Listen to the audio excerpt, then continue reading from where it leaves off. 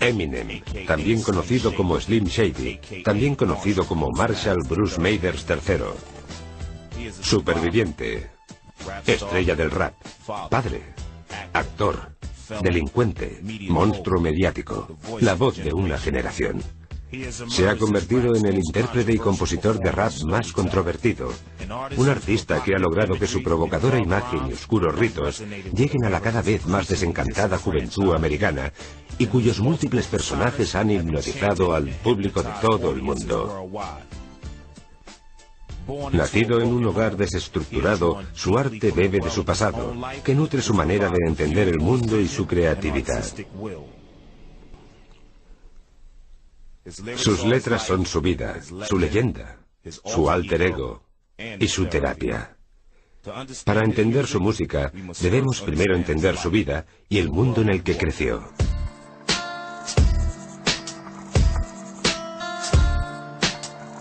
Valores familiares.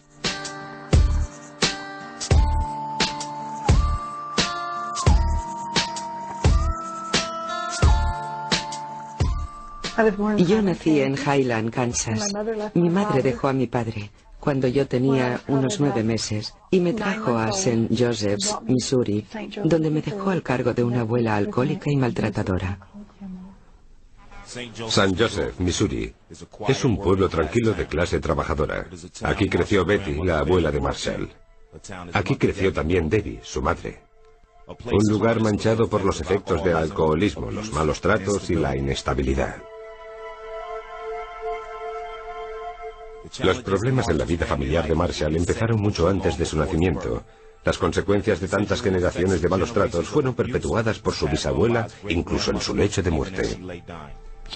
Murió tras una larga agonía a los 93 años y yo me alegré mucho. Me llamó a su lecho de muerte y yo le dije, me alegro de que mueras. Y ella me dijo, ¿me perdonas? Yo le contesté, no, no te perdono. Pegaste, maltrataste a una niña pequeña, a una niña inocente. Sabes que vas a ir al infierno, ¿verdad? Ella me miró y entonces le dije, que Dios te ayude. A pesar de su dura infancia, Betty soñaba con una vida mejor. Cuando era jovencita, mi sueño era ser madre. Quería tener una gran familia, una casa, con una valla blanca en el jardín, como todas las mujeres. Iba a ser la mejor madre. Cocinaría para mis hijos, les querría a morir, pero todo se truncó al casarme con el señor Nelson a los 14 años. Poco después de casarse, Betty tuvo a su primera hija, Debbie, la madre de Marshall. Debbie era tan pequeña que hasta me daba vergüenza. Yo era tan joven que mi parto fue problemático y mi hija no alcanzó los 2 kilos.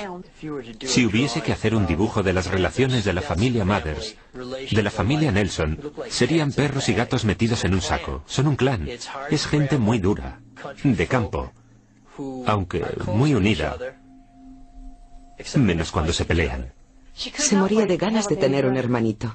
Poco después de la llegada de su hermano, Betty se dio cuenta de que Debbie no estaba dispuesta a compartir las atenciones de su madre. Una vez lo acosté a hacer la siesta y cuando volví a mirarlo, ella había cogido la llave inglesa de su padre, que era enorme, y estaba a punto de darle en la cabeza. Desde ese momento tuve que vigilar a Debbie constantemente. El matrimonio de Betty fracasó y los niños tuvieron una sucesión de aspirantes a padrastro. No recuerdo un solo día sin un hombre en la casa. Nunca llegué a cogerle cariño a ninguno. Eran todos alcohólicos. En nuestra familia ocurría una desgracia tras otra. La policía acudía a menudo. Uno de mis padrastros me atacó sexualmente a los 12 años. No pudo acabar lo que empezó porque le detuvieron. Recuerdo a mi madre llegando a casa cuando la policía se lo llevaba mientras me decía, más vale que consigas sacarlo de la cárcel porque no te creo. Yo huí. No quería volver a verle si ella conseguía sacarlo de la cárcel. No iba a disculparme con él porque no lo sentía después de lo que me había hecho. Se moría por irse de casa. Debbie estaba agotada. Debbie buscaba una salida. Un día pensó haberla encontrado en un chico tranquilo que vivía en la misma manzana y tocaba en un grupo del pueblo, Marshall Bruce Mathers II. Conocí a Bruce y me pareció mi príncipe azul. Yo tenía 14 años. Debbie llegó del colegio y me dijo, Bruce y yo vamos a casarnos. Díselo, Bruce. Sí, me dijo él. Yo quiero a Debbie. Debbie me quiere a mí y vamos a casarnos. Debbie y Marshall Bruce Mathers II se casaron en 1970, un matrimonio que Debbie esperaba que alejara los problemas de su hogar. No es que ya no quisiera estar con mis hermanos, es que quería una vida propia, tener hijos y alejarme de todo aquello. Lo siguiente que supe fue que se había quedado embarazada y yo estaba embarazada de Ronnie. El 17 de octubre de 1972, Debbie dio a luz a Marshall Bruce Mathers III. Yo estaba en el cielo. Mi niño iba a tenerlo todo. No iba a tener que pedir nada. Iba a ser un niño protegido y muy querido. Yo iba a ser la mejor madre del mundo y le hice a Dios una promesa. Nada de alcohol, ni de drogas, ni bebida, ni hierba. Mis hijos no vivirían nada de eso. Tampoco peleas. Nada. Por fin feliz con su propia familia, Debbie se muda a Dakota del Norte, donde Bruce empieza a trabajar en un hotel, en el puesto de su padre. La pareja se instala en el sótano de la casa de los padres de Bruce. Debbie me dijo que la cosa se ponía fea. Fue a la cafetería del hotel y encontró a Bruce flirteando con las chicas. Ella naturalmente se puso celosa y él le dijo que cogiera al niño y se fuera a casa. Estuvo muy sola hasta que él empezó a pegarle. Marshall Bruce Mathers II era un lanzador de cuchillos. Él lanzaba cuchillos y disfrutaba viendo lo cerca que acababan de sus pies, sin llegar a darles. Recuerdo que me llamó y me dijo que volvía a casa. Se fue en tren cuando él tenía 1 o 2 años. Cuenta que solo se llevó lo puesto y que cogieron un tren hacia San Joseph. Creo que iba a ser la primera de las muchísimas mudanzas de su vida. Debbie, huyendo de nuevo de los malos tratos y el alcoholismo, dejó a Bruce y volvió a St. Joseph's con Marshall. Su padre jamás quiso saber nada de él. Marshall intentó encontrarle. Debbie también lo intentó. Se fue a California y nunca supimos de él. Bruce Mathers desapareció de la vida de su hijo para siempre. Igual que Betty, su abuela, y Debbie, su madre, Marshall había entrado en el mismo círculo de abandono paterno. Marshall jamás conocería a su padre, pero jamás le olvidaría. El pequeño Marshall.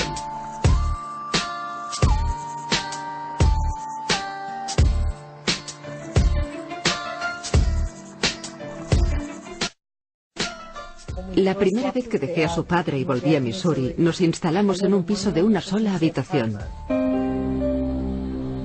Debbie intentaba sobrevivir pasando de un trabajo a otro y de una vivienda a otra, siempre con el objetivo de mejorar la vida de su hijo, pero sin darse cuenta de las consecuencias que tendrían para él los cambios constantes. Debbie y Marshall se mudaron de St. Joseph a los alrededores de Detroit y viceversa unas 20 veces a lo largo de su infancia. Sí que nos mudamos mucho, pero siempre era mejor, porque yo no podía vivir con mi madre. Pasábamos 2 días con ella, y a mí me parecían una eternidad. Cada vez que alquilábamos una casa, la acababan vendiendo. Puede que Debbie lo hiciera lo mejor que supo. La mayoría de padres así lo hacen. Pero hacerlo lo mejor que sabes no implica que estés haciendo lo mejor para tu hijo. Debbie y su madre enseguida empezaron a discrepar acerca de la educación de Marshall. No creo que fuera un niño malo, solo que sufrió mucho. Y también creo que su madre le controlaba demasiado. Estaba muy enmadrado. Marshall era un solitario, no le gustaba salir a jugar con otros niños. Yo tenía que animarle mucho a que lo hiciera. Él quería estar siempre con mami. Nunca se quejaba. Hacía pucheros y se iba a pintar sus cuadernos, o cogía su sillita y se ponía a ver la tele. Como un cachorrito en una esquina. Él se volvía a su esquinita.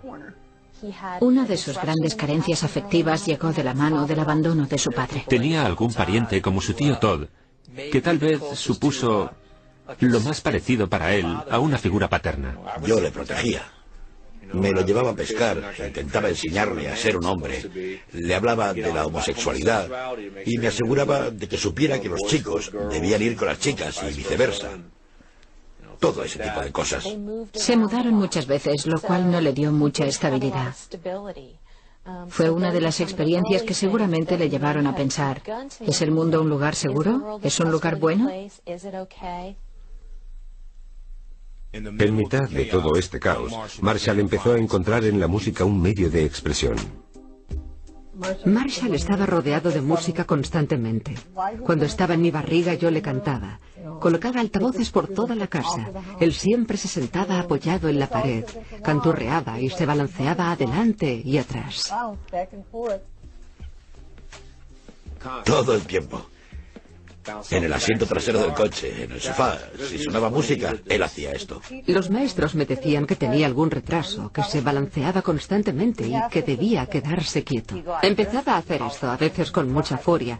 Ella le hacía tomar Ritalina, pero él seguía haciéndolo sin parar.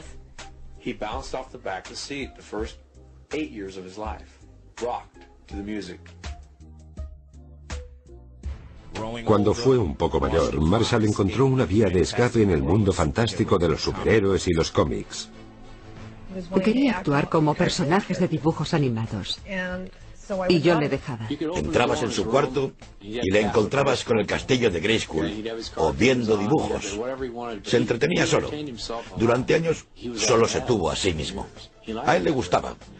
Jugaba con otros niños, pero le gustaba entretenerse solo y crear su propio mundo. Le gustaba mucho Batman. Él era Batman. Tenía que ir vestido así a todas partes. Los niños suelen vestirse de Batman y saltar del sofá, pero él se sabía sus diálogos, sus movimientos.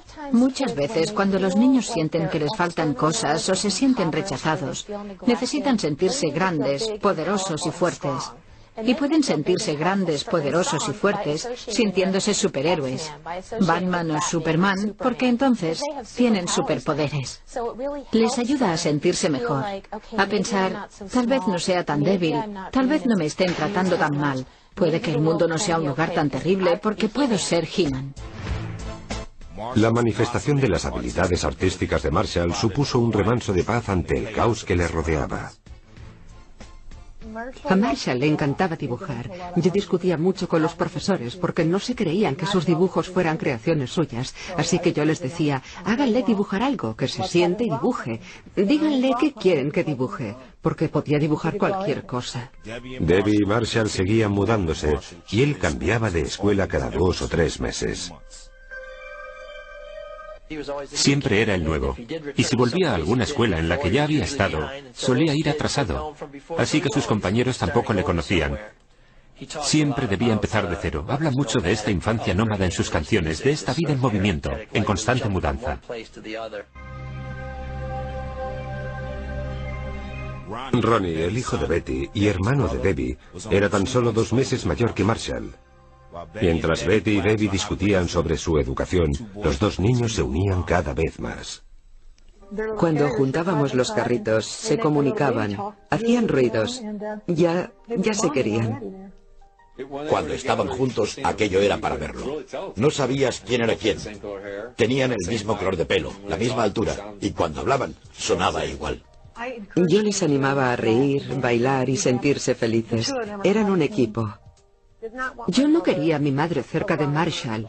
Era cosa mía. Era yo quien debía estar allí. A Marshall le habían mentido mucho. Yo no confiaba en ella.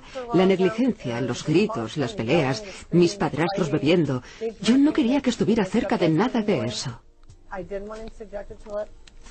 A medida que crecían, pasaban menos tiempo juntos. Debbie se llevó a Marshall a Michigan y dejó a Ronnie en Missouri. Con Marshall a punto de terminar la escuela primaria, Debbie y él se instalaron permanentemente en Detroit, una ciudad que aún se tambaleaba por las revueltas raciales y la destrucción de pocos años atrás.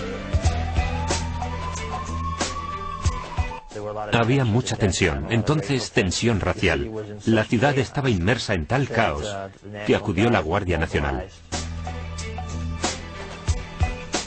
En las calles de Detroit, las revueltas del 67 establecieron una zona de guerra racial.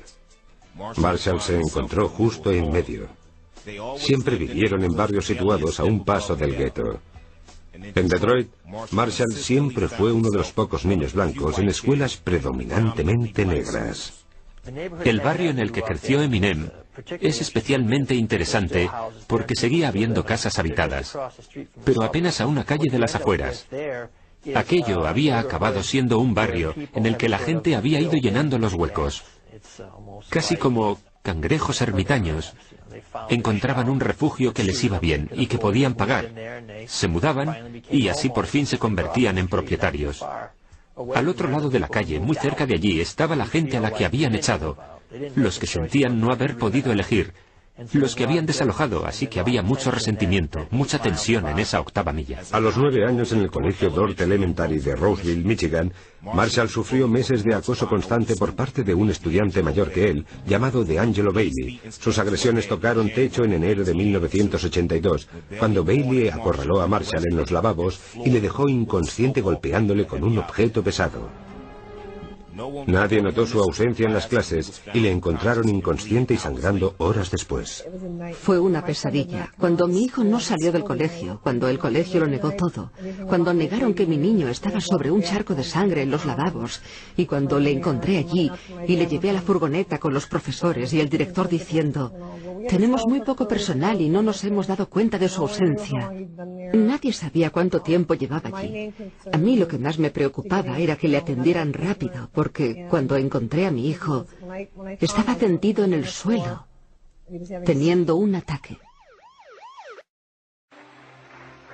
La paliza dejó a Marshall en coma durante 10 días.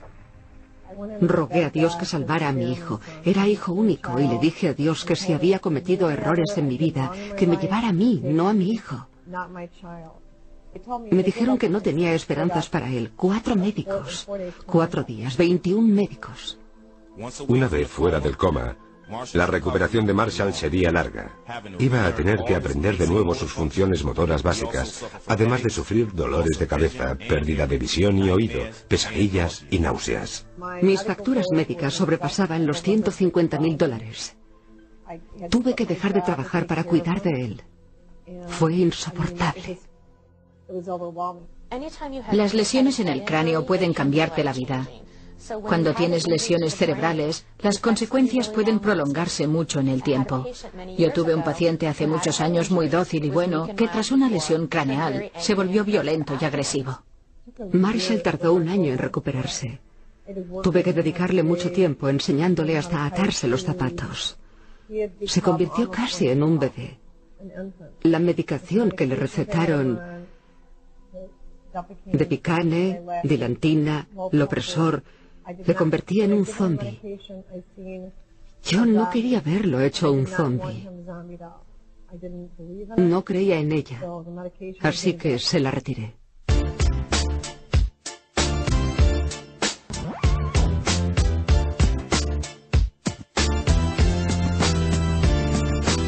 Primeras manifestaciones musicales.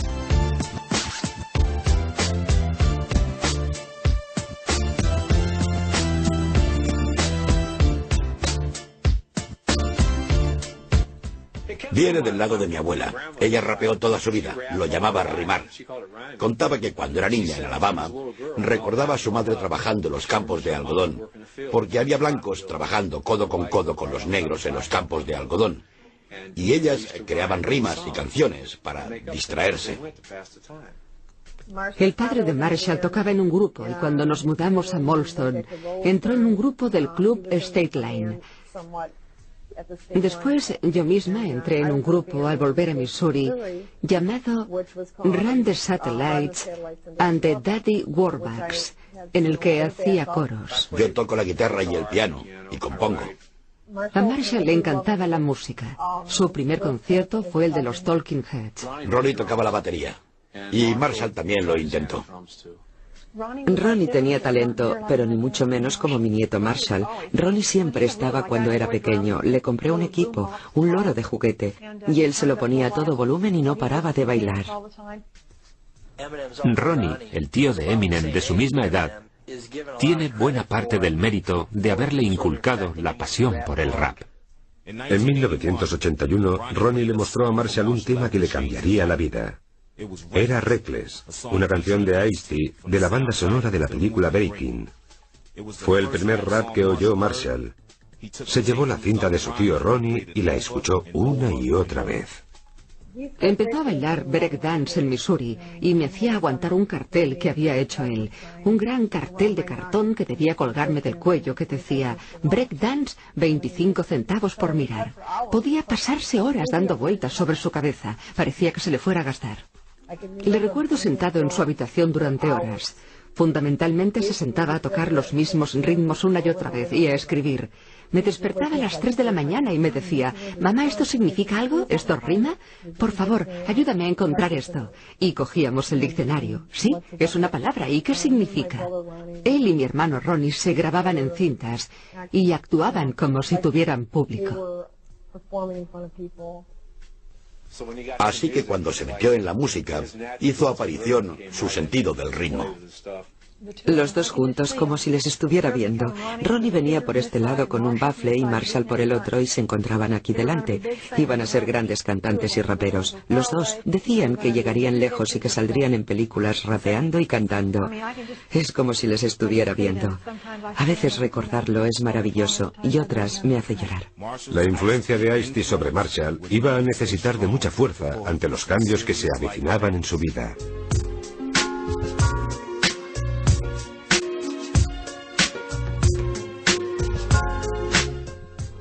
Kim.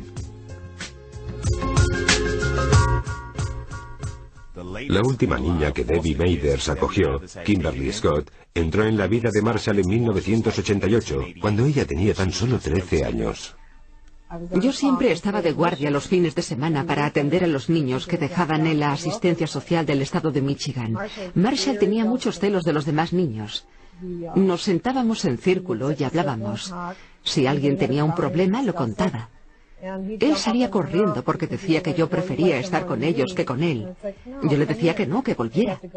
Pero siempre debía salir tras él. Él quería a su mamá, o para él solito, o para nadie. El padrastro de Kim no la quería y su madre le dijo que se fuera, así que Kim vivía donde podía. Recuerdo que fui a Michigan y le dije, Debbie, ¿qué has hecho? Mamá, no me digas que soy una inmadura, ahora tengo una hija. Debbie no tenía niñas, se la llevó a casa, se ocupó de ella y se sintió feliz. Kim pronto se adaptó a la rutina de los Mathers, con Debbie consintiéndola en todo momento. Yo mimaba mucho a Kim porque siempre quise tener una hija. Fue muy complicado económicamente porque yo siempre había querido una hija e intenté darle a Kim lo mismo que a Marshall o que a los demás. Era muy insegura y había sufrido mucho en su infancia. No conocía a su padre biológico. Kim era muy callada. No tenía mucho que decir. Kim se ponía celosa siempre que Debbie estaba en el sofá. Kim tenía que meterse siempre en medio. Se peleaban como verdaderos hermanos. Nadie habría imaginado que iban a intimar, a estar juntos. Cuando subías a la habitación de Marshall, porque todo el piso de arriba era para él, siempre estaban echados juntos. Pensé que a Marshall no le estaba yendo mal para empezar. Era guapa. Debbie me contó que un día llegó a casa y los encontró cometiendo adulterio, así que le dijo a Kim que se fuera. Entonces Marshall le dijo, pues yo también me voy, y abandonaron a Debbie, y Debbie no lo pudo soportar. Y empezaron a actuar como si fueran novios. Kim me decía, siempre lo hemos sido y tú no lo sabías, pero yo no me lo creo. Al principio ella le ayudó a madurar como hombre y a conocerse a sí mismo. Debbie sentía celos de esa relación e intentó romperla muchas veces, y funcionaba, se peleaban. En cuanto iniciaban una pelea, Debbie echaba más leña al fuego. Solucionó muchos problemas cuando la cosa se les escapó de las manos. Debbie no quería que llegara a eso, pero sí que pasara algo que les separara para poder volver a tener a Marshall para ella sola. Su madre le echó de casa y se instaló en la nuestra, en el sofá. En esa época su madre tenía un coche muy grande. Él lo oyó acercarse cuando aún estaba lejos y nos dijo, rápido, rápido, si viene mi madre, yo no vivo aquí. Le preguntamos por qué no quería hablar con su madre. Él dijo, está loca y bla, bla. Entonces ella se acercó muy despacio mientras él vigilaba por la ventana, intentando averiguar qué iba a hacer hasta que llegó a la puerta y llamó, ¿vive aquí Marshall? Y le dijimos, no. ¿Qué Marshall? Byron Williams es amigo de Eminem y en el pasado fue su guardaespaldas. Kim es la reencarnación de su madre. Es una repetición de su madre. Ella le maltrató mucho psicológicamente. También le pegó. Yo la vi sacarse los zapatos de tacón y pegarle con ellos. Él no quería pegarle a ella, así que le pegaba un puñetazo al coche o a mí. Tiene cosas que te hacen ver que podría ser buena persona, solo que yo nunca lo he constatado. Pero a mí me empujó un par de veces. Si un día no se peleaban, era un día especial. Estaban constantemente el uno encima del otro. Ella estaba casi siempre de mal humor. no le dejaba hacer un montón de cosas. Y como decía antes, siempre que le salía algo importante, ella lo estropeaba. Era una relación un poco Dr. Jekyll y Mr. Hyde. De repente daba un giro y estaban muy bien. Ella es un poco su hogar. Le conoció cuando era un desconocido, cuando sufría, cuando intentaba triunfar, cuando no estaba seguro de si valía la pena. Estaba en mi habitación preparándome para acostarme y llegó Kim. Oí que estaban en la cocina chillándose. De repente oí sillas moviéndose en el suelo y me pareció que iban a pegarse. Pensé, Dios mío, ¿qué está pasando? Así que salí pitando de mi cuarto y la encontré pegándole. Él no se movía y yo me quedé paralizado. Dios mío, le está pegando. En medio de una vida llena de violencia y malos tratos, a Marshall todavía le faltaban pruebas muy duras.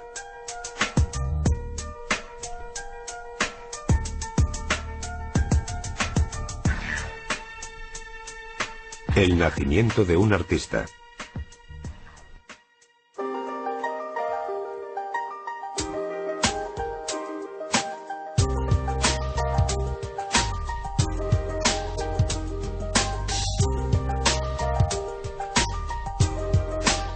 Unos meses antes de ese verano, mi hermano pequeño me miró y me dijo, hermanita, mira todo lo que tengo. Y pensé que estaba muy bien porque abrió un armario y me mostró toda su ropa. Pero luego añadió, todo esto es material, ¿sabes qué me falta? Y yo le dije, ¿qué? Me dijo, amor, no tengo amor, aquí no hay amor.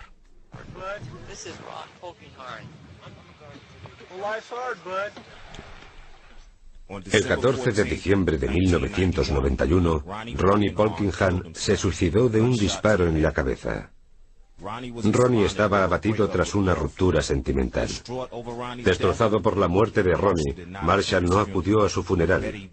Betty filmó el funeral de su hijo y le mandó una copia a Marshall. La mala relación entre Betty y su hija deja en el aire la verdadera intención de aquella cinta. A ella eso le disgustó mucho. Tan solo es música de órgano y un discurso, y en el ataúd porque estaba abierto, y todo lleno de flores. Pensé que si no venía al funeral debía afrontar lo sucedido igualmente, que esa era la realidad. Pero me dijo que intenté matarle, que cuando recibió las fotos y la cinta se vino abajo. Yo no quería hacerle daño. Cuando me dijeron que le había mandado un vídeo, no creo que él pensara mucho en ello, porque tuvo en cuenta quién lo mandó. Mi hija le mintió y le dijo que Ronnie estaría vivo si él hubiese estado en casa para ponerse al teléfono cuando él llamó preguntando por Marshall. Que ella tuvo que decirle que no estaba. Marshall debe saber que Ronnie no le llamó. Marshall tuvo que cargar con esa culpa. Tras la pérdida de su tío y compañero, Marshall se quedó solo en la lucha por sobrevivir.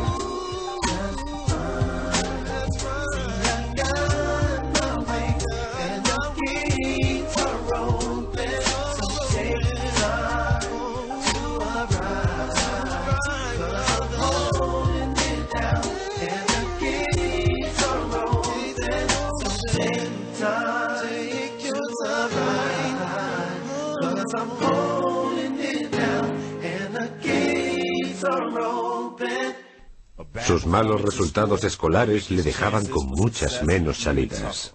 Suspendió noveno 3 veces. Debbie le decía, Marshall, ¿qué vas a hacer? ¿De qué vas a vivir?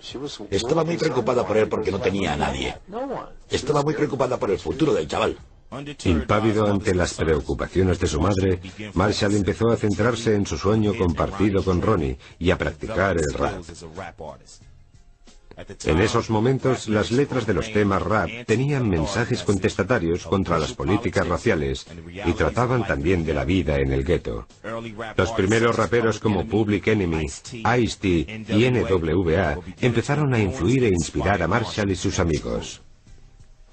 Eminem ya había decidido que quería ser rapero, pero no había referentes de raperos blancos, no había ninguno. Marshall empezó a hacer grabaciones en el sótano de la casa de su madre con Desson Houghton, un compañero del Instituto Lincoln que se hacía llamar Proof. No conoció a Proof hasta los 18, 17 o 18. Proof era un chico muy respetuoso, muy educado. Señora Mathers, ¿le ayudó en algo? Siempre daba las gracias y pedía las cosas por favor cuando los demás decían, dame esto o haz aquello, o no pienso sacar la basura. Estaban todo el tiempo en el sótano haciendo scratch. Al final descubrí que hacían scratch con mis vinilos. Marshall y Proof salieron del sótano con una cinta que ofrecían a las tiendas de música de la zona, incluida Record Time, de Harry Banner. Eminem y sus colegas eran las producciones del sótano, él y los tipos con los que iba. Venían y se llevaban todo el hip hop que había llegado. No importaba el autor, si era nuevo, sobre todo si era de Nueva York, lo compraban. Llegaba mucho material y ellos lo compraban todo, menos los locales, a esos los odiaban. Sobre todo Marshall. Marshall siempre decía, menuda mierda, no tienen talento. ICP, ¿quién coño son? Son la peste. Entonces empezó a meterse con Kid Rock y un día yo me puse una camiseta suya y él me dijo, ¿te gusta Kid Rock? Y yo dije, sí, me gusta Kid Rock, yo apoyo el hip hop local. Él me dijo que era una mierda y yo le repliqué que él se metía con todos esos grupos, pero que él todavía no había dicho, esta boca es mía. No empezó a hacerse oír hasta que Kid Rock vino a nuestra tienda. Acababa de publicar su álbum en Shift Records. Empezaba a hacerse conocido y vino mucha gente a verle. Entonces, de repente, aparece ese chaval delgaducho de ojos azules y le dice que le reta allí mismo. Oye, ¿quieres que hagamos una batalla de gallos? Oye, en la cara de Kid Rock. Todo el mundo decía, ¿quién es este gilipollas? Ah, es ese Marshall. Eminem se hace llamar. Está ahí rapeando, se cree alguien y todo. Más allá de eso, todo eran insultos. Todo el mundo se preguntaba quién era ese chaval. Entra en la tienda y le propone una batalla a Kid Rock. Kid Rock no entra en batallas. No le hace falta. A Bobby le gustó mucho, le dijo, mira, este es mi momento, puede que otro día llegue el tuyo, pero hoy estoy yo de promoción. He oído lo que haces, hablas demasiado deprisa, tienes que articular. Cuando articules mejor, la gente te entenderá y entonces tal vez puedas estar tú también de promoción, como yo ahora. Y se convirtió en Eminem. Fue entonces cuando empezó a darse a conocer como rapero. Em aprendió del negocio y a cómo promocionarse, además de seguir practicando y mejorando. Y con ello consiguió conocer a mucha gente y que le escucharan fuera de su círculo de Detroit, lo cual contribuyó a su descubrimiento. Eminem empezó a perfeccionar su arte acudiendo a jam sessions y exhibiciones de todo Detroit.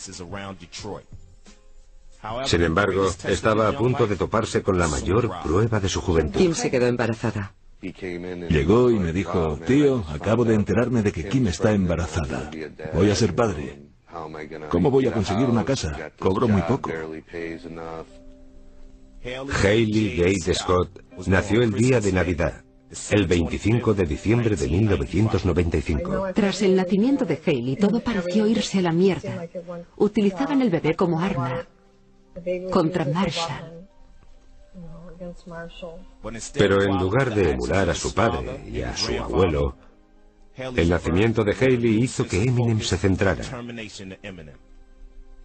Él quería que le saliera bien, lo que a su familia siempre le salía mal. Marshall adoraba a su hija, trabajaba mucho y cuidaba de ella. La paternidad fue una bendición para Eminem. Se dedicó a mantener a su familia mientras mejoraba sus artes como rapero.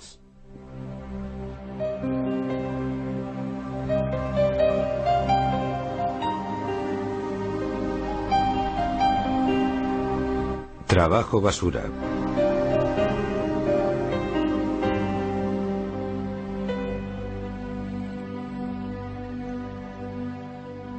Gilbert's Lock es un sencillo bar de cartera situado a las afueras de St. Clair Shores. Marshall trabajó en Gilbert's intermitentemente durante 3 años. Gilbert's Lodge dio de comer a Eminem una buena temporada. Eran sus ingresos regulares. Cuando vendía pocas cintas, Cuando la gente no iba a sus bolos, siempre le quedaba el recurso de preparar hamburguesas en Gilbert's Lodge. Y por lo que me han contado, la cocina rápida se le daba bien. Lo dejaba, empezaba en otro trabajo y a las 2 semanas volvía a Gilbert's. Lo volvía a dejar, empezaba en otro sitio y volvía a Gilbert's. Haciendo turnos dobles por el salario mínimo, Gilbert's acabó siendo su casa. Cuando Marshall empezó a trabajar en Gilbert's, llevaba los pantalones muy caídos. Yo le miraba y le decía, súbete los pantalones, tío. ¿Cómo puedes trabajar sin tropezarte con ellos? Mientras trabajaba siempre estaba rapeando, siempre practicando. Cuando recibía un pedido, por ejemplo, creaba una rima basada en la comida que indicaba. Llevaba cintas y se las ponía a los clientes y les pedía la opinión. Convencía a los clientes para que fueran a sus bolos y muchos acudían. Era gente a la que no le gustaba el rap, que hubiese ido a otro club de Detroit, pero él les caía bien y acudían para mostrarle su apoyo. Muy intenso. Eso me llamó la atención en él. Tenía las cosas muy claras. Se le veía en los... Les salía solo, casi sin esfuerzo, y yo me quedaba boquiabierta escuchando, hasta que les decía, vale, pero ¿dónde están mis bolitas de queso? Venga, hay clientes esperando. Pero ellos seguían y lo hacían de maravilla. Era muy divertido. Cuando no trabajaba en Gilbert's Lodge, se dedicaba a su carrera. Marshall escribía en una libretita o en el reverso de las cuentas. Allí donde había un trozo de papel, él escribía. A veces en la mano. Siempre estaba escribiendo. Se encerraba en sí mismo. No sé cómo explicarlo. Cuando lo hacía era siempre completamente sobrio. Se ponía unos cascos, levantaba el dedo así, construía los versos en su cabeza y los escribía en el aire. Además tenía... Normalmente la gente utiliza una libreta, pero él utilizaba 5 o 6 papeles a la vez. Es como si viera el mundo a través de espejos mágicos y luego reflejar en su música esas imágenes.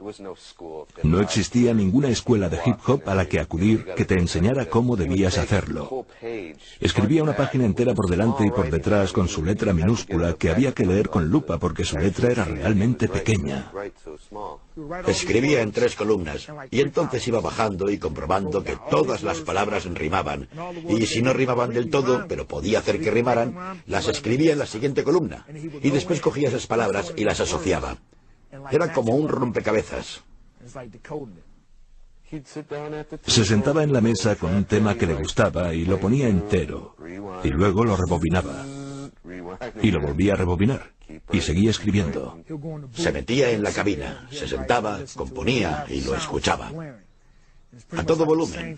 Y lo repetía una y otra vez hasta que lo terminaba de escribir. Iba a las tiendas de hip hop y a muchos otros lugares. Empezó a presentarse a batallas de gallos en el centro de la ciudad. Salí del St. Andrews y en el callejón que iba del St. Andrews a otro club vi un gran círculo de gente y pensé que iba a haber una pelea.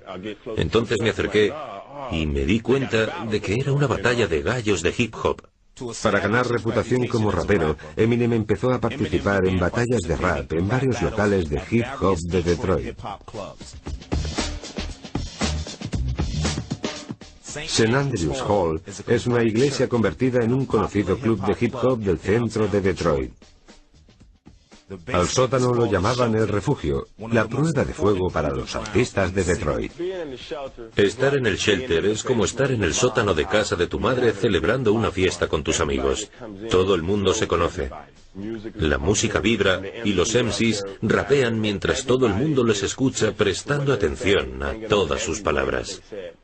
Eminem debía mostrar su talento frente al público negro. Como en la canción Lose Yourself de la banda sonora de 8 millas, el escenario de St. Andrews le brindó a Eminem la primera oportunidad. Y aunque cuando Em se subía allí no gustaba a todo el mundo, ya llegaba a mucha gente con su música. No tenía en quién mirarse. No había nadie así en el mercado. Y entonces en Detroit existía un lugar llamado Hip Hop Shop. Los sábados en Hip Hop Shop creo que empezaban a las 12 del mediodía. Proof conducía el espectáculo y DJ Heat pinchaba. Normalmente dependía de los asistentes quién salía mejor y peor parado. Las batallas de gallos podían ser duras porque a veces se tocaban aspectos personales, pero el objetivo era crear las mejores letras. Y semana a semana uno veía quién llegaba a casa y practicaba y quién lo vivía, lo respiraba. Eso era lo mejor de las batallas, que los tipos que participaban no lo hacían por capricho y concursaban con una letra escrita en 2 días, no. Esos tipos vivían y respiraban hip hop. Pero las primeras batallas de gallos de Eminem fueron muy duras y de difícil victoria. Llegaba, empezaba a rimar y cuando acababa bajaba del escenario. La gente comentaba que era muy bueno. Daba el 110% en todo lo que hacía. En todas las batallas, en cualquier lugar en el que pudiera hacerse oír. Ponía todas sus ganas. Quería lograrlo con todas sus fuerzas. Intentaba hacerle entender a Kim que eso podía salvarles, que le dejara hacerlo. Pero a ella nunca le gustó. ¿Por qué haces eso? Tienes que ir a comprarle pañales a tu hija. Aliándose con Proof y los productores de Detroit, Jeff y Mark Bass, Eminem grabó su primer disco, un EP de 2 canciones llamado Backstabber. Backstabber se inspiró en una pelea con Kim, su novia en esa época. Creo que fue la primera ocasión en la que mostró sus emociones en un disco. Lo editó con el dinero de sus impuestos. Sacó entre 500 y 1000 copias. El tema no fue mal, pero no le hizo millonario. Creo que vendió unos 200. Mark Kemp fue el primer manager de Eminem. Fundó Underground Sounds Magazine, una publicación nacional de hip hop con base en Detroit. A diferencia de otras revistas de hip hop de la época, Underground Sounds habla de artistas emergentes, sobre todo si eran originarios de Detroit. Mi primer contacto con Eminem fue una conversación telefónica. Me llamó para preguntarme cómo podía hacerme llegar su cinta. Le gustaba la revista y estaba interesado en que apareciera su trabajo. Me mandó la cinta, me gustó y publiqué una crítica. Era evidente que tenía talento. Se notaba al escucharlo. Algo tiene que pasar con esto. Era demasiado bueno para que no pasara. Pero no pasó. Él decía que mucha gente lo tomaba a broma. Y sufrió mucho contra el racismo. Proof fue su pase al gueto. Cuando sacó el disco, a la gente no acabó de llegarle. Ni siquiera has acabado tus estudios y ahora quieres rapear. Quieres ser un rapero blanco. No te saldrá bien. Todos sus compañeros de instituto, la gente del barrio, los clubs, todo el mundo se reía de él. En las afueras, los niños blancos no querían escucharle cantar música negra. Y en la ciudad, los negros no querían ir a ver a un niño blanco intentando hacer música negra. Una vez, al final de un bolo, él estaba distribuyendo algo, promocionándose, y un tipo le dijo: esto debe ser una broma. Lo tiró y provocó un altercado. Yo solo vi a muchísima gente viniendo en tropel y a él en medio. Cuando se templaron los ánimos, fue cuando me di cuenta de que aquel tipo era especial. Sabía muy en serio lo que quería hacer y le ofendía lo que le decía la gente. Había trabajado mucho en aquello y la gente lo tiraba a la basura sin escucharlo. A pesar de su tormentosa relación con Kim, los continuos esfuerzos por criar a una hija y su empleo de salario mínimo, Eminem se dedicaba sin tregua a su carrera musical. De nuevo en cooperación con Jeff y Mark y Bass, los productores que llevaban respaldándole desde los 15 años, Eminem consiguió terminar y sacar a la venta su segundo álbum, Infinite. Salió a la venta Infinite y me pareció muy bueno todo el álbum. Salió en cassette y en vinilo. Recuerdo que lo escuché detenidamente y pensé: Dios mío, es muy bueno. Fui a un club porque quería ver a unos grupos. Quería ver al grupo de Proof, Five Ella. No esperaba encontrar a Eminem. Proof vino a decirme: ¿has oído lo último de Eminem? Yo le dije: no, pero ese tío acaba de traérmelo. Ese tío me acaba de traer su nuevo álbum. Y le dije: quiero conocer a Eminem, ¿dónde está? Y él me dijo: es ese tío. Y yo le dije: un momento, ¿el blanco que me ha traído esto es Eminem? Me quedé alucinado. Me pasaba el día entero escuchando su cinta y apenas un par más. No entendía por qué seguía rapeando en clubs minúsculos ante audiencias de 10 personas. Para los artistas locales, sonar en la emisora de hip hop WJLB es la puerta de entrada al éxito en Detroit y a veces más allá. DJ Bushman lleva años estudiando la escena, escuchando a futuras estrellas. A Bushman le gustó mucho, pero Bushman no decidía lo que se pinchaba. También allí debías ser negro para que te pusieran. Y si no lo eras, no lo conseguías. Te daban de lado. Eminem hizo otro contacto importante en la radio. DJ Lisa Lisa anunció una jam session en su programa. Eminem llamó muchas veces para participar. A Lisa Lisa le impresionó su fuerza y manejo de las letras y le invitó al programa. Se convirtió en el preferido de la emisora y en uno de los que más sonaban. En uno de los primeros raps que hizo me pareció que debía de estar en un psiquiátrico. Sonaba cómico, pero cuando lo escuchabas con detenimiento, el trasfondo era muy lúgubre. Cuando cogió el micrófono, convirtió en fuerza toda la rabia de la sala burlándose de él y acabó ganando. Yo solo recuerdo estar sentada con ese chaval rubito diciéndole, ¿pero qué haces? ¿Cómo se la estás devolviendo? A mí que Em fuera blanco me daba igual. Siempre intento dar mi opinión sobre la música de todo el mundo. A pesar de que el álbum dio a conocer el talento de Eminem en la escena musical de Detroit, Infinite fue un fracaso comercial. Eminem y The Bass Brothers no recuperaron la inversión. Por un lado le respetaban, pero por el otro no. Le criticaban mucho por la espalda. Llegaba a casa muy desanimado. Había días en que decía, tío, quiero dejarlo, quiero olvidarme de esto. Voy a pasar de todo y a seguir currando y haciendo lo que deba para subsistir. Cuando se dio cuenta de que iba a tener que trabajar para vivir, Marshall y mi hermana empezaron a competir para ver quién se tomaba más pastillas. Sí, se habrían peleado no para ver quién se las tomaba, sino para ver quién tomaba más. La comunidad negra le dio la espalda. Era la cebra blanca. No eres negro, lárgate de aquí. Estaba fuera de lugar. Se quería morir. Mientras se recuperaba del fracaso comercial de Infinite, la vida de Eminem se desmoronaba. Le echaron de Gilbert, se peleaba constantemente con Kim y no podía mantener a su hija Hailey. Estaba hastiado, cabreado y al límite de sus posibilidades. En un momento de desesperación, agarrándose al recuerdo de su tío Ronnie, Eminem intentó suicidarse tragándose un montón de pastillas.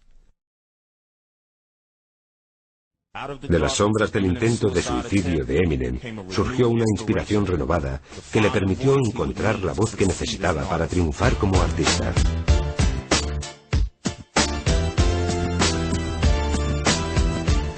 Con ustedes, Slim Shady.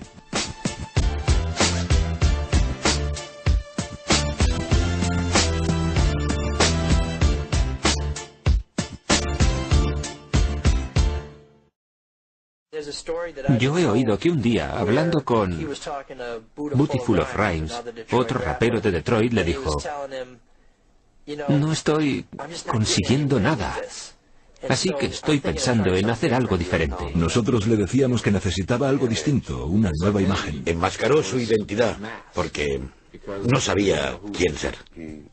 Se hartó. Creó un nuevo yo. ¿No les gusta la calidad? Pues voy a empezar a hacer el idiota y a escribir las tonterías más grandes que se me ocurran. Creó un alter ego llamado Slim Shady. Y todos nos quedamos, wow. Vaya, suena completamente diferente. Fue entonces cuando realmente empezaron a fijarse en él. Mark Kemp, el primer manager de Eminem, les organizó varias reuniones a Proof y otros raperos de Detroit llamado Bizarre con ejecutivos musicales de Nueva York. Bizarre conocía a Eminem de la escena rapera de Detroit y le invitó a acudir. Bizarre interpretó sus temas, Eminem los suyos, y Bizarre me contó que Eminem obtuvo mejor respuesta. Recuerdo cuando me llamó para que le diera mi opinión sobre el nuevo álbum que preparaba. Me rapeó Just the Two of Us y me dejó alucinado. Fue una pasada. ¡Wow! Y era el EP Slim Shady. Dios mío, es buenísimo. Murder, murder, went up to the East Land. Shut up, policeman. Cuando oyes rapear a Slim Shady, si escuchas su música, se nota enseguida qué temas son de Eminem y cuáles de Slim Shady. Los temas de Slim Shady son los más duros, los más amargos y vengativos. Ya no era el niño con el que se metían, al que acosaban o al que decían que no iba a llegar a nada. Emergió su lado oscuro, su lado malo. Empezó a meterse con mucha gente. Le salió el rollo homofóbico. Se metía con gays, lesbianas, hablaba de drogas, cualquier cosa que tuviera que ver con violencia. El EP Slim Shady salió a la venta a finales de 1997.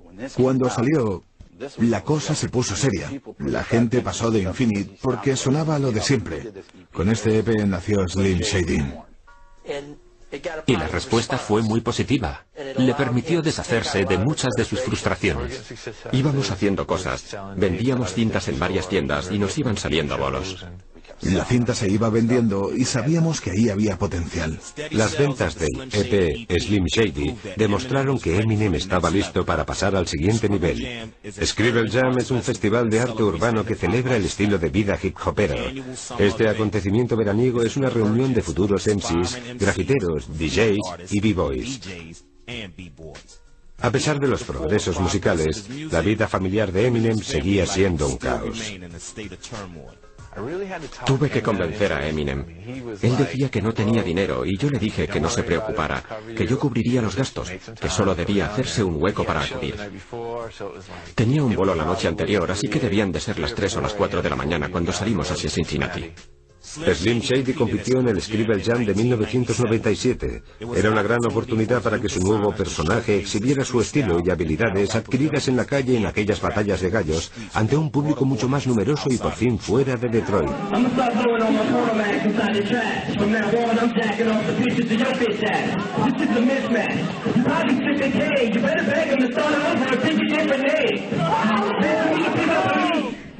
Unas 80 personas se presentaron a la batalla. Uno de ellos era Eminem.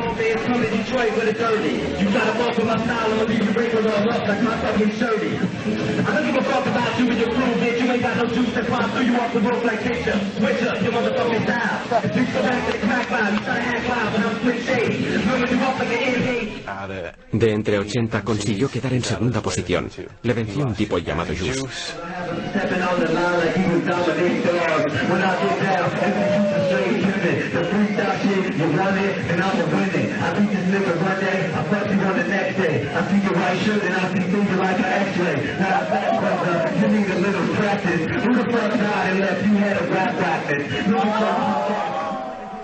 Recuerdo que vino a decirme que había quedado segundo en Cincinnati, pero que lo tenían un poco amañado porque había ganado el tipo de la tienda.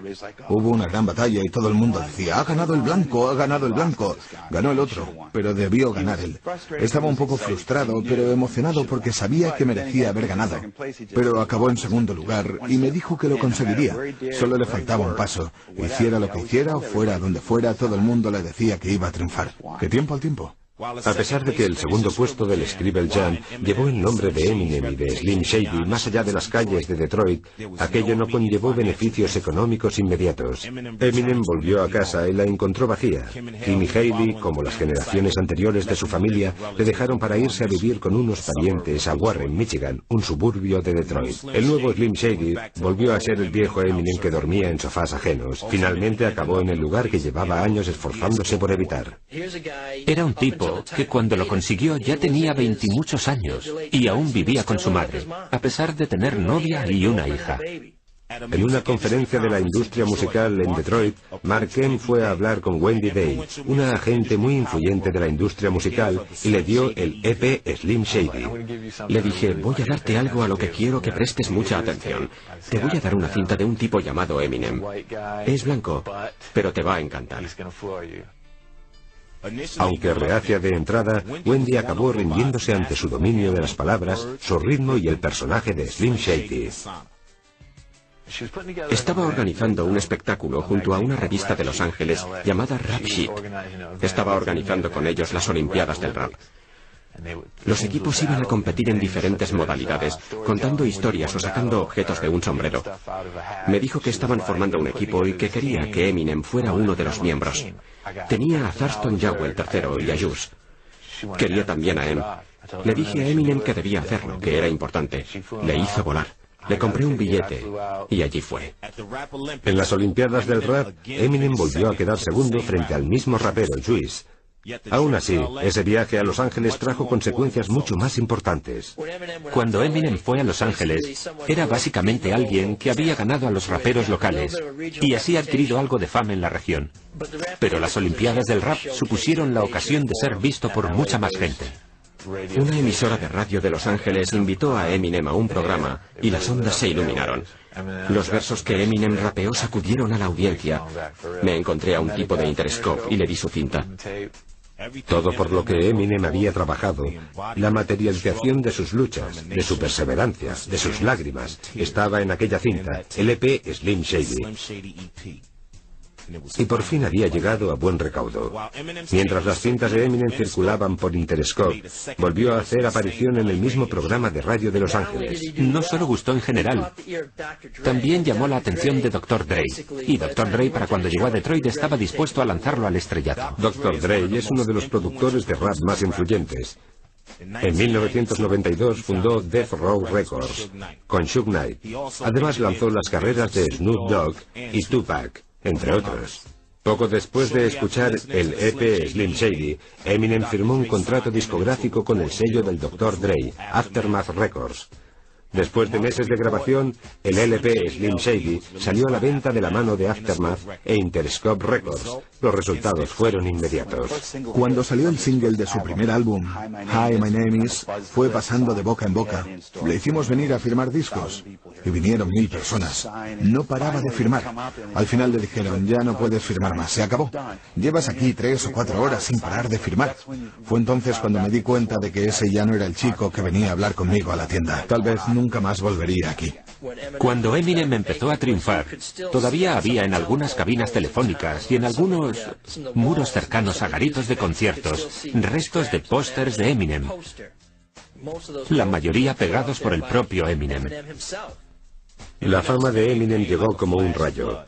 Cogió a muchos por sorpresa, incluido él mismo. El LP Slim Shady debutó en el número 3 de las listas de éxitos y seguiría así hasta alcanzar el 1.000.000 de copias vendidas al finalizar ese año.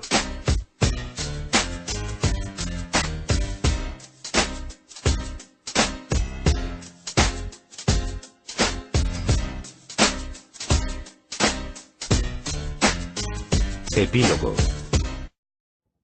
El 14 de junio de 1999, cuando el éxito mundial de Eminem despuntaba, él y Kim se casaron, pero la relación siguió siendo tormentosa. Creo que con Kim, él es consciente del lugar del que viene y no siempre le gusta, pero creo que él siente que le quiere por lo que es. En julio de 2000, Kim intentó suicidarse cortándose las venas. Se recuperó, pero un mes después, la pareja se separó. Se reconciliaron ese mismo año y estuvieron juntos unos meses más. Pero el 1 de marzo de 2001 presentaron una demanda de divorcio. Semanas después, Kim denunció a su exmarido por difamación y le pidió $10 millones. Seguramente él desearía haber tenido una infancia más convencional. Y comprendo que esté molesto por ello. Pero de haber sido así, hoy no existiría Eminem, porque eso fue la materia prima de lo que ahora es. En septiembre de 1999, Debbie Mathers denunció a su hijo por difamación pidiéndole $10 millones. En el juicio se citaron muchos fragmentos de letras suyas y entrevistas en las que Marshall describía a su madre como una mala madre, maltratadora y adicta a las drogas. Yo soy lo que soy, dice en sus canciones. Habla de su madre demandando a todo el mundo. Una de las primeras cosas que hice fue ir a mirar a los tribunales. Y lleva 25 años demandando a todo el mundo. Como respuesta a las críticas de las letras de Eminem, Debbie grabó una canción titulada Set the Record Straight, con un grupo llamado IDX. El tema está a la venta en internet por $3. En 2002, la madre de Eminem pasó de pedir $10 millones por difamación a tan solo 25.000, descontando los gastos legales. Debbie tan solo recibió 1.600. A pesar de que Betty ha sido muy franca relatando la demanda de su hija contra su nieto, ella también le sacó partido económico a su fama. Está escribiendo un libro en el que relata la relación de su hija con la estrella del rap. En 2003 detuvieron a Kim tras encontrarle 25 gramos de cocaína. Se la obligó entonces a estar localizada mediante un artilugio electrónico, pero ella huyó de la ciudad, siendo más tarde capturada y encarcelada por consumo de cocaína. Marshall luchó por obtener la custodia compartida de su hija Hailey y la obtuvo. Continúa siendo parte muy activa en su educación. A veces están de buenas con él y a veces de malas. Depende de quién esté de mal humor ese día. Se habla con una parte de su familia y con la otra no. Parece que se turnen, como una puerta giratoria, pero esa fuerte unión entre ellos siempre está presente. Eminem ha recibido demandas bastante más sorprendentes. D'Angelo Bailey, el acosador que propinó una paliza a Marshall, que le dejó en coma y que sirvió de inspiración para la canción Brain Damage, interpuso a Eminem una demanda de $1 millón por difamación en 2001. Bailey, basurero de Rossville, alegaba que Eminem había arruinado su carrera musical y le había causado dolor y vergüenza. La demanda fue desestimada por la juez Deborah Servito. La sentencia se hizo pública en forma de rap de 36 versos. Mr. Belly complains that his rep is trash, so he's seeking compensation in the form of cash. Belly think he's entitled to some monetary gain, cause Eminem used his name in vain. Eminem says Belly used to throw him around, beat him up in the John, shove his face in the ground. Eminem contends that his rap is protected by the rights guaranteed by the First Amendment. Eminem maintains that his story is true, and that Belly used to beat him black and blue. An alternative, he states that the story is phony, and a reasonable person would think it's baloney. The courts must always balance the rights of a defendant in one place in a false light. If the plaintiff presents no question of fact, to dismiss is the only acceptable act. If the language uses anything but pleasing, it must be highly objectionable to a person of reason. Even if objectionable and cause an offense, self is the first line of defense. Yet when Bailey actually spoke to the press, what do you think he didn't address? Those false light charges that so disturb, prompted from Bailey, not a single word. So highly objectionable it could not be. Bailey was happy to hear his name on a CD. Bailey also admitted he was a bully in youth, which makes what Martin said substantially the truth. This doctrine is a defense well known, and renders Bailey case substantially blown. The lyrics are stories that no one can take as fact. They're an exaggeration of a childish act. Any reasonable person can see that the lyric could only be hyperbole. It is therefore this Coast's ultimate position that Eminem is entitled to summary disposition. Una característica común en aquellos que conocieron a Eminem cuando tan solo era Marshall Mathers es el afecto que sienten por él. Sus vecinos, los cocineros y las camareras de Gilbert's Lodge y otros lugares en los que trabajó. La gente de las tiendas de discos, tipos que hacían versos y autoeditaban su música y sus ritmos. No existe ese sentimiento de ¿por qué él? Yo soy igual de bueno. Todo el mundo parece reconocer que él tiene mucho más talento que los demás. Cuando ves a Marshall Mathers, sigues viendo el niño que fue. Slim Shady le hizo conseguir lo que ahora disfruta. Pero también está Eminem diciendo, ¿sabes qué? Que Slim Shady no existe. Voy a disfrutar de lo que hace. Voy a aprovecharlo para quitarme de encima lo malo. Pero no voy a tomármelo en serio, porque si no, me volveré loco. Eminem es el compositor, el rapero. Marshall Mathers es un buen padre. Pero también alguien con quien se metían de pequeño, a quien acosaban. Eminem y Marshall Mathers juntos crearon a Slim Shady, que es el acosador, hip hopero agresivo, el monstruo del hip hop. Para mí no es Slim Shady, ni Eminem. Es el niño que conozco desde que nació. Marshall es muy buena persona. Es un buen padre. Yo creo que Slim Shady es el malo que quiere salir a pelear y hacer el malo, para luego decir que está de vuelta de todo. Y por contra, el otro es un superpadre, un hombre muy dulce que juega con los niños. A veces sientes que son Jekyll y Hyde. Es un chico muy complejo. Eminem ha sido siempre leal a su ciudad y a los amigos de su juventud, formando D12 con Proof, Bizarre, DJ Craze, Menix y otros raperos de sus inicios. Una cosa que me gusta mucho de Em es que cuando se habla de hip hop o de cine, solo se habla de Nueva York o de Los Ángeles. Pero Em sigue viviendo aquí, graba sus vídeos aquí y celebró el estreno del DVD de 8 millas aquí, y eso es genial. Eminem ha dado 2 conciertos este año en Estados Unidos, y los 2 han sido en Detroit. Si queréis verme, tendréis que venir a Detroit. Puede que sea la única vez en vuestra vida en la que debáis venir a Detroit, pero si queréis ver a Eminem, tenéis que venir a mi ciudad. 2 conciertos para los que se agotaron las localidades. El alcalde de Detroit siempre le da la bienvenida como si fuera un héroe. Incluso aparece en un vídeo que mostraban en los conciertos. Cuando llegas a tu ciudad y la gente te da la bienvenida con los brazos abiertos aclamándote, has llegado a la cumbre. Eso es lo máximo. Detroit siempre le espera. Siempre que vuelve, no tiene más que decir cuándo y todo el mundo acude corriendo. El LP Slim Shady vendió más de 3 millones de copias. El siguiente, el LP Marshall Mathers, salió en mayo de 2000 y se convirtió en el álbum de rap más vendido de la historia. Fue también el primer álbum de rap nominado al Grammy al mejor álbum del año. En noviembre de 2002, Eminem protagonizó el éxito de taquilla 8 millas. El tema central, Lose Yourself, ganó el Oscar de la Academia a la mejor canción original. Eminem, también conocido como Slim Shady, también conocido como Marshall Bruce Mathers III, no tiene fantasmas. En su lugar, ha convertido su tormentoso pasado en la terapia pública más lucrativa del mundo. Inspirado en la vida y música de Eminem. En recuerdo de Ronnie Pollingham y